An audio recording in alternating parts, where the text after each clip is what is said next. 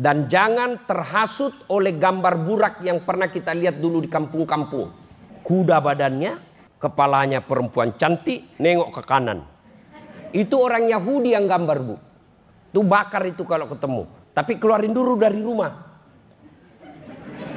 Jangan kau bakar dalam rumahmu, ikut rumah terbakar. Apa ada kejadian tidak masuk akal tapi terjadi? Contoh, logika berpikir gampang sekali nih. Diundanglah saya ceramah ke Jakarta. Pagi hari pesawat pertama jam 6. Waktu Makassar. Tiba Jakarta jam 7 pagi. Ceramah jam 10. Selesai jam 12. Pulang saya ke Makassar jam 3. Jam 6 sore ada lagi saya di Makassar. Sampai di rumah saya gantung bajuku. Tanpa sepengetahuan saya ada semut ikut di kantong. Begitu sampai di rumah keluar ini semut. Dia kumpul samanya temannya semut. Dia pidato di depan bangsa semut. Saudara-saudara sekalian bangsa semut, baru saja saya pulang dari Jakarta. Dia bilang semut yang lain, jam berapa kau pergi? Dia bilang tadi pagi. Hah, enggak masuk di akal. Bagaimana caranya? Kau baru keluar saja, kau diinjak mobil trek. Dia bilang betul itu yang kau bilang. Ini bukan saya yang jalan. Saya ikut di kantongnya Ustadz Das'ad. Saya tidak pernah keluar. Tapi betul, saya dari Jakarta. Masuk akal enggak? Kalau ini semut yang jalan, tidak mungkin. Tapi siapa yang jalan? Das'ad Latif, semut numpang di kantong. Tidak masuk akal, tapi terjadi. Mau lagi contoh, tidak masuk akal tapi terjadi. Hah? Ada profesor dianulir profesornya. Dibatalkan sama menteri waktu itu. Malah jadi kepala BPOM. Itu kan tidak masuk akal, tapi terjadi. Iya toh? Ini pesan pertama banyak hal yang tidak masuk akal tapi terjadi. Mau lagi saya kasih contoh? Mau lagi? Hah? Kapling laut. Itu kan tidak masuk di akal laut di kapling. Tapi ada, kita lihat ada. Iya toh? Itu semua tidak masuk akal tapi terjadi. Mau lagi? Mau lagi saya kasih contoh. Profesor di bidang hukum diangkat menjadi penegak hukum, justru ditangkap gara-gara melanggar hukum. Itu kan tidak masuk di akal, tapi terjadi. Tidak usah kupersoalkan ini soal masuk akal tidak masuk akal. Banyak kejadian tidak masuk di akal tapi terjadi. Dan saya yakin menurut saintis nanti kejadian Isra Mi'raj bisa dibuktikan secara teknologi. Coba barangkali waktu itu kita sudah tidak ada. Bapak Ibu yang masuk hidup lahir tahun 60-an. Itu dulu kalau orang mau menelpon, 2 dipanggil Pak, dikasih begini. Ya Prof ya, baru diputar. Halo, halo, Jakarta, ujung pandang. Halo, itu dulu. Tidak pernah dibayangkan sepupu kita yang ada di Madura bisa transaksi garam dengan sepupunya yang ada di Amerika melalui video call. Hai, ini garamnya. Tidak pernah dibayangkan orang bisa bicara tanpa kabel. Isra Mi'raj ujian keimanan buat kita. Bagi kita orang beriman, tidak ada yang tidak masuk akal. Itu poin pertama. Kedua, kenapa Nabi diisrakan? Dalam Islam ada 2 tahun yang aneh-aneh namanya. Pertama, tahun kelahirannya Nabi. Disebut tahun apa Ibu? Tahun gajah. Yang kedua, tahun Isra Mi'rajnya Nabi. Disebut tahun duka cita. Kenapa disebut tahun duka cita? Karena ada 2 orang dicintai dan mencintai Nabi meninggal pada tahun yang sama. Siapa? Siti Khadijah istri beliau dan Abu Thalib paman beliau. Pelajaran kedua Isra Mi'raj ini. Lalu Nabi berduka karena istrinya meninggal dunia. Istri soleha itu dua aja karakternya. Satu, menyenangkan hati ketika dipandang suaminya. Dua, membuat suaminya betah di rumah. Silakan ibu koreksi. Kalau ada suami tidak betah di rumah, mesti ibu koreksi diri. Ya, saya tanya teman saya, kenapa kau terlalu sering ngopi dia? Masih pagi-pagi kau sudah ngopi di warkop. Memang kau tidak dibikinkan kopi? Dia bilang dibikin Ustadz, cuma kalau minum kopi di rumah, kopi diminum, ngomelan dirasa. Ya. Lain waktu kita bahas ini, lain waktu. Ya, ini khusus kita Isra Mi'raj. Lalu, mulailah pada saat Nabi berduka itu, Allah perintahkan kepada malaikat Jibril. Jibril, kau jemput kekasihku Muhammad, saya mau hibur dia. Kemana? Ke Ancol. Banyak ubur-ubur. Kemana? Ke Bali. Banyak makhluk halus. Kemana? Langsung ketemu dengan Allah. Agar gampang dipaham. Diundang ke istana, pasti senang. Tapi yang jauh lebih menyenangkan, ketemu pemilik istana, presiden. Ini diundang oleh Allah, suatu kemuliaan. Berdialog dengan Allah pasti jauh lebih mulia. Ibu, bayangkan kalau tiba-tiba dapat WhatsApp dari Bapak Prabowo dengan hormat mengundang ibu makan malam. Saya yakin itu WhatsApp diumumkan satu kantor. Prabowo. Saya ajak dulu waktu Wapres pertama Pak JK, Wapres pertama. Ada kan waktu itu belum ada namanya WhatsApp, kartu lebaran. Istana Wakil Presiden Republik Indonesia mengucapkan selamat Hari Raya Idul Fitri, mohon maaf lahir dan batin. Taqabbalallahu minna wa minkum, taqabbal ya karim. Tertanda Muhammad Yusuf Kalla. Itu kartu lebaran saya, Prof. Saya bawa pulang kampung. Saya kasih lihat semua sekampungku, Wapres. Padahal Wapres sudah pensiun. Kita sudah bangga. Bagaimana kalau Allah yang mengundang? Lalu turunlah malaikat Jibril mengambil kendaraan namanya burak. Dan jangan terhasut oleh gambar burak yang pernah kita lihat dulu di kampung-kampung. Perempuan, kuda badannya, kepalanya perempuan cantik, nengok ke kanan. Itu orang Yahudi yang gambar, Bu. Itu bakar itu kalau ketemu. Tapi keluarin dulu dari rumah. Jangan kau bakar dalam rumahmu, ikut rumah terbakar. Nah, sudah. Mulailah Nabi diperjalankan. Subhanalladzi asra bi abdihi lailam minal masjidil haram masjidil aqsa. Diperjalankan Nabi dari Masjidil Haram ke Masjidil Aqsa. Kenapa harus ke Masjidil Aqsa? Tujuannya kan ke langit. Kan bisa dari Mekah langsung ke langit. Ngapain ke Masjidil Aqsa lagi? Boros. Sama kita di pegawai-pegawai negeri. Ada SPJ, tidak ada perjalanan. Ada SPJ-nya. Tapi dilihat, tidak ada perjalanannya. Sopir kasihan setengah mati pergi tanda tangan. Dia tidak dapat apa, tapi dapat dosa. Nanti orang-orang yang suka bikin SPJ palsu, Pak, itu nanti kalau di akhirat disuruh masuk neraka jalan-jalan. Kau jalan-jalan, kau hobi sekali dulu jalan-jalan waktu kau masih aktif di pegawai ya. Kau jalanlah sekarang. Kenapa mesti diperjalankan lagi ke Masjidil Aqsa?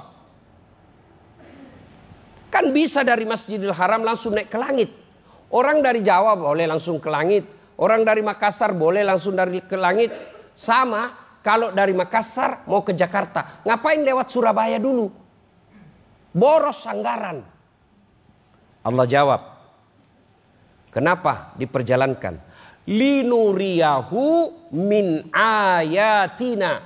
Untuk memperlihatkan sebagian, lihat, sebagian dari tanda-tanda kebesaran kami.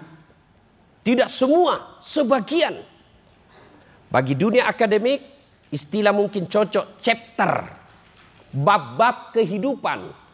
Banyak kezaliman, banyak dosa, banyak maksiat, banyak sekali maksiat di dunia ini. Tapi tidak semua diambil dalam Isra Mi'raj, diambil sebagai contoh-contoh kehidupan. Sebagian chapter-chapter kehidupan yang Allah perlihatkan. Inilah tema yang betul. Transformasi nilai-nilai Isra Mi'raj untuk membangun BPOM yang profesional, amanah dan mendunia. Judul disertasi S3 ini.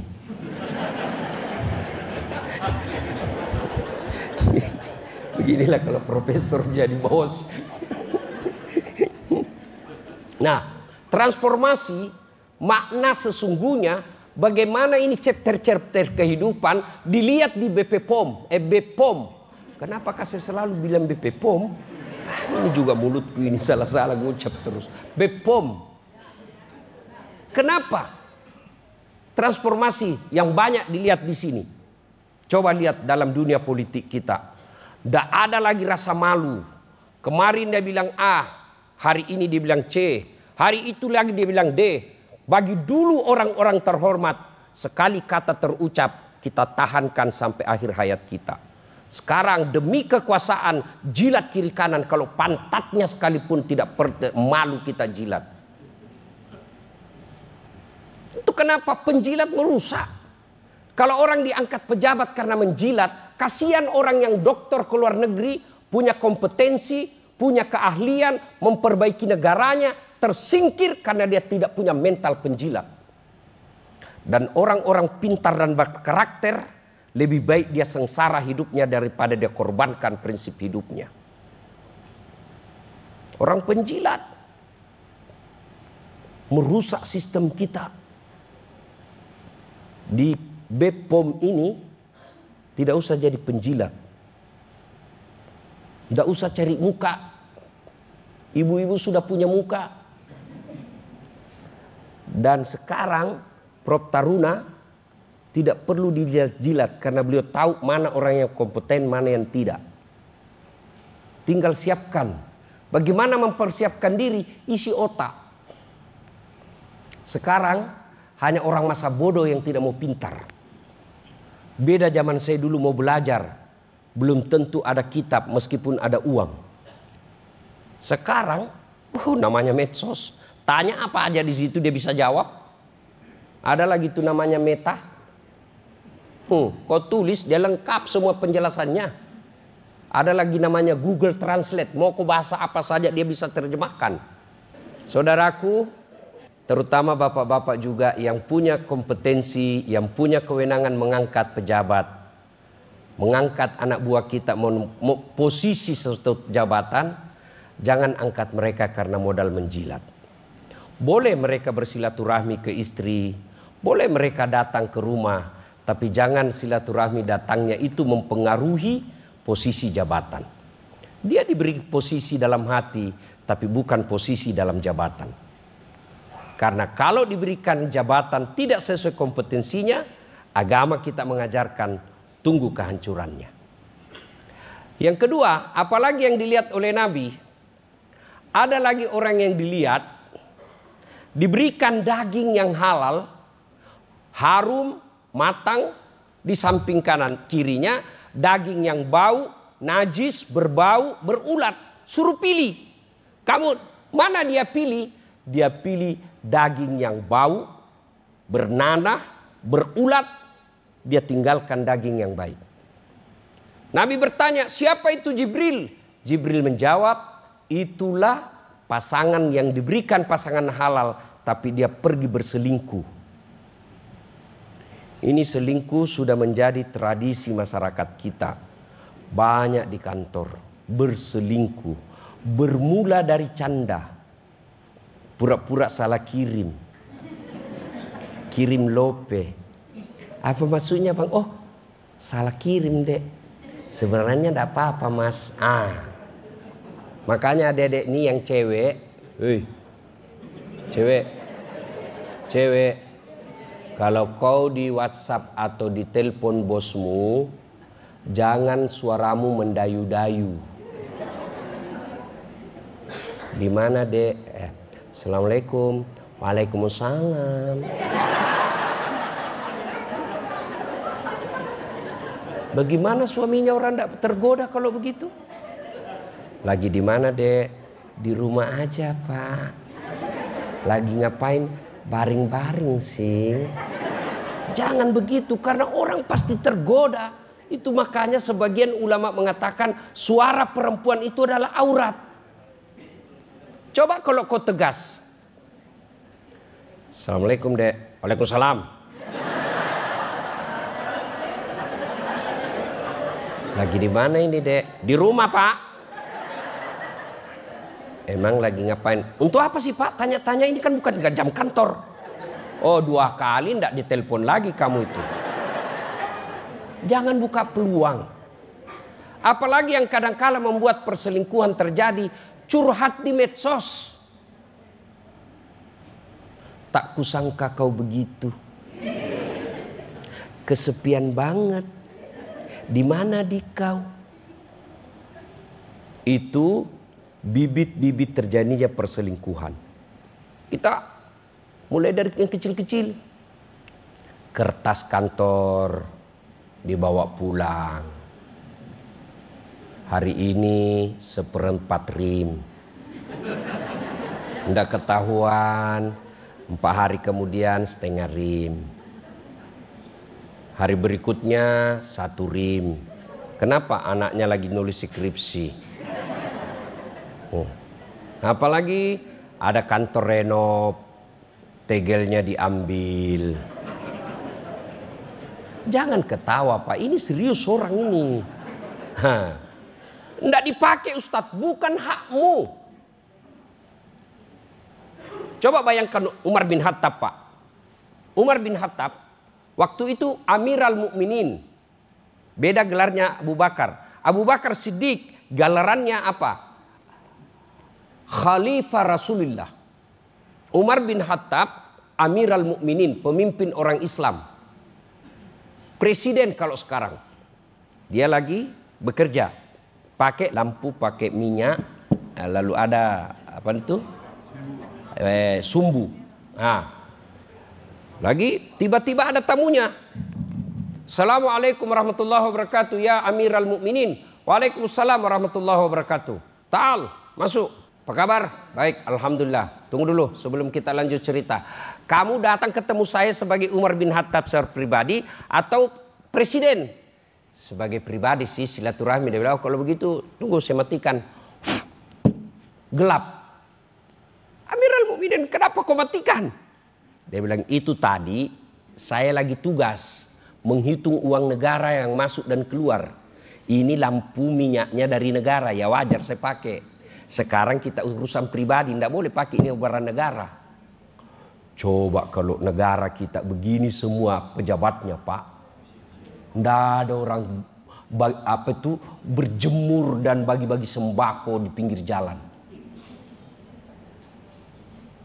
Cuma sekarang pak, mobil dinas dipakai pergi dugem. Pakai undang bawa acara kawinan. Takut ketahuan dia ganti lagi platnya pak. Coba kalau semua orang-orang begini menerapkan ini loh syariat Islam. Kok kita orang Islam takut? Karena kita tidak tahu. Syariat Islam itu seperti itu. Tidak boleh kau pakai itu barang negara kalau urusan pribadi.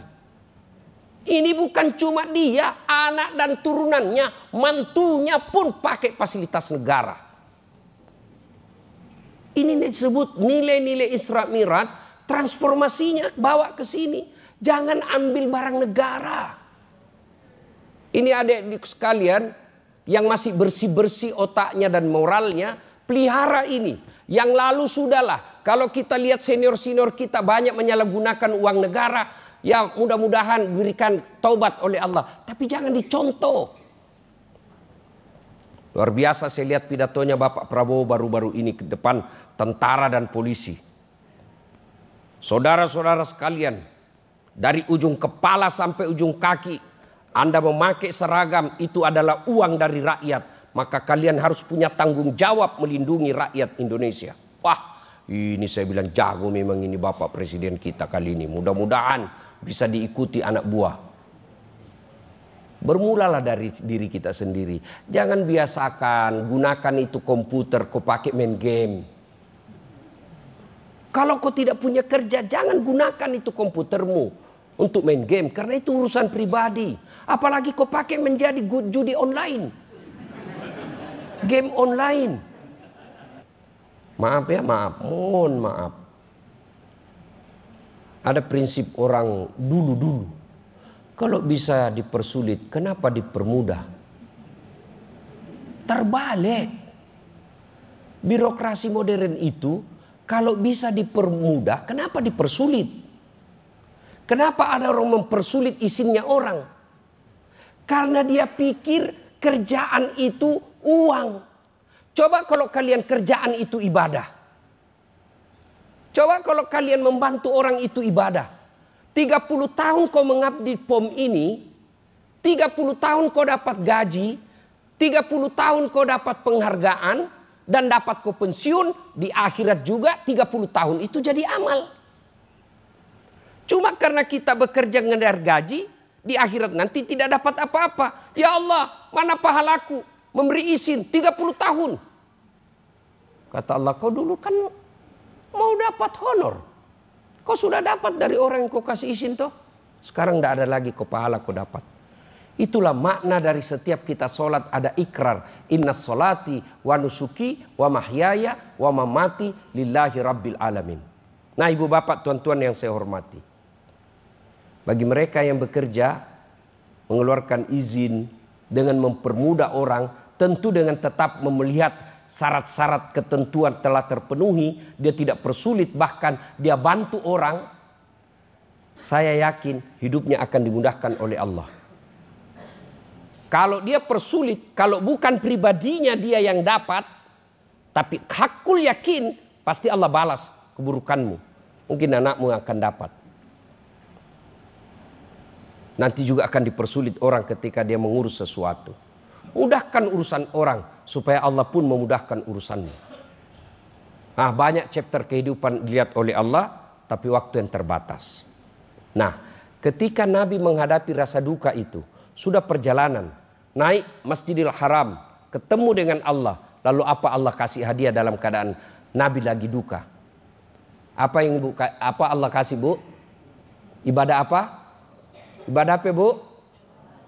Salat. Kenapa? Allah tidak beri perintah puasa. Allah tidak perintah haji. Apa yang Allah perintahkan? Salat. Itu berarti dalam hidup ini ada masalahmu, salatlah kau perbaiki. Kau lagi gundah gulana, lagi duka, menghadapi masalahmu, salatmu kau perbaiki. Biar Allah yang selesaikan masalahmu. Di sini ada ndak orang ndak ada masalahnya? Ada kira-kira di dalam ruangan ini ndak ada masalahnya? Ada? Aduh, muka-muka penuh masalah juga saya lihat kita ini semua, Pak. Mana ada orang ada masalahnya, Pak? Ini Bapak yang menceramah. Bapak pikir tidak ada masalah saya, Pak? Oh, banyak masalah saya, Pak. Tidak ada pernah tinggal di rumah, belum lagi capek, selesai dipanggil lagi. Dan paling besar masalah saya, banyak janda-janda curhat. Ustadz, adakah doa-doa penenang jiwa? Baru saja suami saya meninggal, saya kirimilah doa penenang jiwa. Lama-lama dia bilang, Ustadz, jiwa saya sudah tenang, Ustadz. Maukah Ustadz menjadi imam dalam hidupku? Saya bilang, oh mohon maaf ibu, saya bukan imam, saya penceramah. Mana ada orang? Coba lihat deh, ya, waktu kita sekolah, apa masalah kita? Mau sarjana. Sudah sarjana selesai masalahnya? Mau kerja. Sudah kerja misalnya di kantor wali kota, selesai masalahnya, mau kepala bagian. Sudah kepala bagian, Selesai? Tidak. Mau jadi kepala dinas. Sudah kepala dinas selesai? Tidak. Mau jadi sekda. Sudah jadi sekda selesai masalahnya. Mau jadi wali kota. Sudah jadi wali kota. Mau 2 periode. Sudah 2 periode. Mau jadi gubernur. Sudah jadi gubernur. Ditangkap KPK. Tidak ada orang, tidak ada masalahnya. Ini kalau ini saya lihat semua muka-muka saja masalah juga ini Pak. Masalah paling berat saya lihat di sini, bapak mau kawin lagi tapi takut sama istrinya. Mana tidak ada masalahnya Pak. Semua kita punya masalah. Alhamdulillah Allah tidak bilang, tidak mengatakan Dasat kalau ada masalahmu kamu profesor dulu. Dasat ada masalahmu kau jadi menteri dulu. Kau jadi anggota DPR dulu. Kau jadi orang kaya dulu. Tidak. Allah cuma minta ista'inu bisobri wassalah. Sabar, perbaiki solatmu. Saya yang selesaikan masalahmu. Itu janji Allah, bukan janji caleg. Bah, kalau caleg yang janji kita, Anda boleh dijanji sorga. Sorga pun dia janji kita. Bahkan fotonya dia balik. Kepalanya dibawa. Baru dia tulis siap jungkir balik untuk rakyat. Tapi kalau Allah yang janji, pasti Allah kasih. Adik-adik sekalian yang lagi gundah gulana cari jodoh. Ada yang gagah, akhlaknya kesurupan.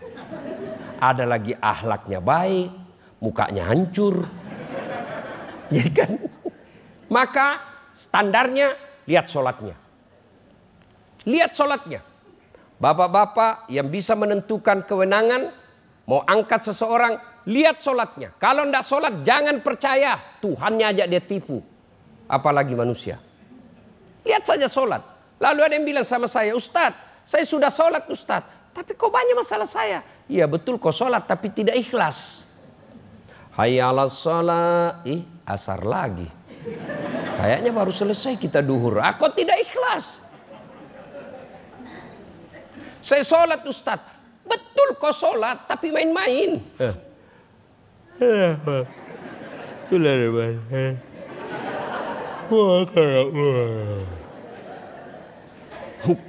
Bapak Ibu ketawa karena membayangkan diri sendiri kan. Sholat bukannya ingat Allah, ingat duit. Allahu Akbar. Duit tadi 200.000. Beli bensin 100.000. Kuota 50.000. Mana ini 50 ya? Rakaat kedua masih dicari tuh. Rakaat ketiga belum dapat. Begitu salam, oh di bawah sadel.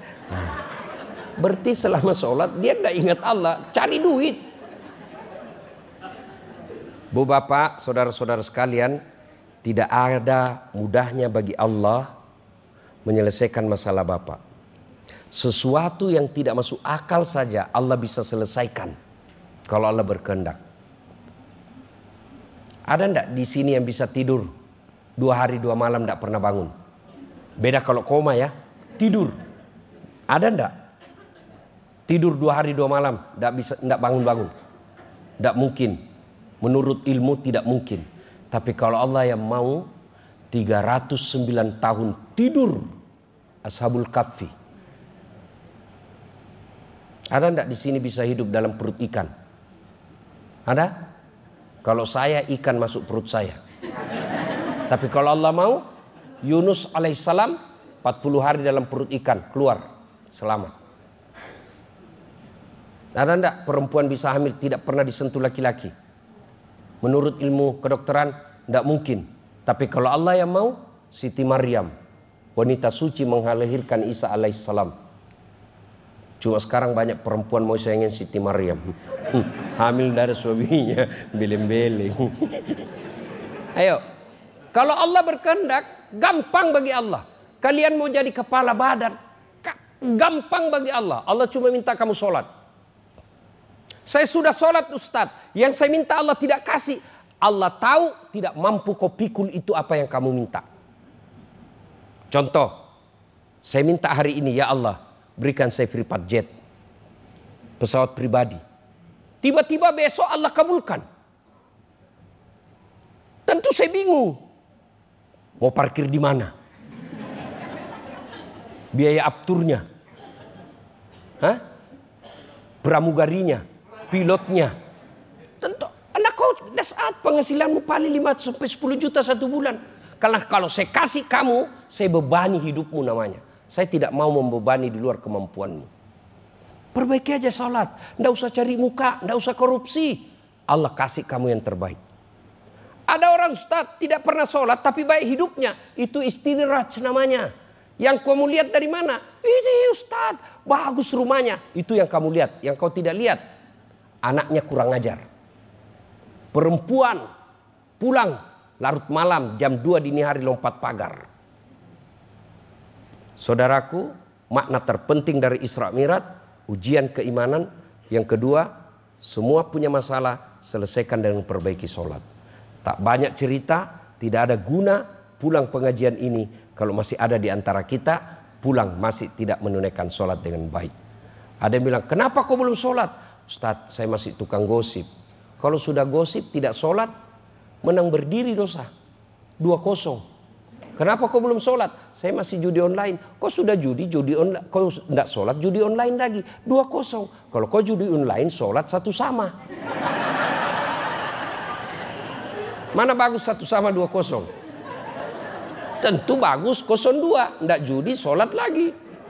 Ya, wala talbisul haqqa bil batil. Allah tidak campurkan antara hak dan batil. Sholatmu sholat, sholatmu sholat, dosamu dosa. Tapi kalau kau sudah tidak sholat, semua amal-amalmu tidak ada gunanya. Yang pertama kali nanti ditanya ketika Bapak masuk di kubur adalah sholat. Ketika sholat baik, amalmu yang lain baru diperiksa. Ketika sholatnya tidak beres, kata Allah, hapus semua kebaikannya. Tidak ada gunanya. Ibu bapak, kalau bapak ditugaskan ke satu daerah tidak senang, ada pilihan tidak? Bapak ditugaskan ke wilayah yang bapak tidak senang, ada pilihan? Ada pilihan pak? Ada. Apa? Pensiun dini. Selesai. Ibu-ibu punya suami yang tidak bagus, ada pilihan? Ada. Pulangkan saja aku pada ibuku atau ayahku. Cerai, selesai. Bapak-bapak punya istri cerewet, malas masak, kuat makan. Ada pilihan? Ada. Bapak malah 2 pilihannya. Tambah atau ganti. Iya toh? Iya. Bapak pergi merantau ke Sulawesi. Di Sulawesi tidak ada nyamannya. Ada pilihan? Ada. Balik lagi ke Jawa. Mangan orang mangan yang penting ngompol. Selesai. Menderita di dunia masih ada pilihannya. Tapi kalau bapak ibu masuk kubur, ada pilihan? Ada pilihan? Enggak enak di kubur. Wih, ada malaikat, keluar dulu. Oh, bapak keluar lagi. Viral satu dunia, Pak. Dan orang paling menderita di alam kuburnya, kata Nabi, al-mutahawilu bis shalah, yang menganggap enteng sholat. Itulah makna dari kata Prof tadi. Penting ini sholat, sehingga tempat penerimaannya pun penting. Cara penerimaannya pun penting. Ketika Allah perintah puasa, ayat saja turun. Allah perintah haji, ayat saja turun. Allah perintah zakat, ayat saja turun. Tapi ketika perintah sholat, tidak hanya ayat yang turun, tapi Muhammad SAW diundang datang menghadap kepada Allah. Kenapa? Menerima perintah yang sangat penting. Ketika ada perintah dari Pak Prof kepada seluruh jajaran Sulawesi Selatan, himbauan saja sifatnya, cukup di WhatsApp kepala di daerah-daerah masing-masing. Tapi kalau itu surat penting, tidak boleh di WhatsApp. Pejabat daerah datang menghadap ke kantor pusat untuk terima surat penting ini. Sholat begitu pentingnya sehingga cara penerimaannya pun spesial. Maka merugi orang-orang yang setengah mati cari uang lalu dia tinggalkan sholat. Sepanjang jalan tadi dari sini, dari hotel ke sini, saya bilang memang luar biasa hidupnya orang Jakarta. Kadangkala dia tinggalkan rumahnya, sudah sholat subuh dia keluar, pulang jam 8 atau jam 9 malam. Lalu sayangnya dia tinggalkan sholatnya. Begitu tiap hari, 1 minggu lagi, 1 bulan, tahun baru lagi, taunya pensiun, taunya masuk rumah sakit, taunya sudah inna lillahi wa inna ilaihi rajiun. Dunia pasti ditinggal. Dan orang yang paling merugi di dunia ini adalah orang yang menganggap enteng sholat. Agar kita tidak termasuk orang yang merugi, maka kantor kita diberikan keistimewaan untuk melakukan acara keagamaan Isra Mi'raj ini, agar bukan sekedar mengeluarkan anggaran, agar ada manfaat transformasi nilai-nilai Isra Mi'raj itu dalam dunia pekerjaan. Sehingga pekerjaan kita dapat honor, gaji setiap bulannya dari negara, juga dapat amal dari Allah Subhanahu wa Ta'ala.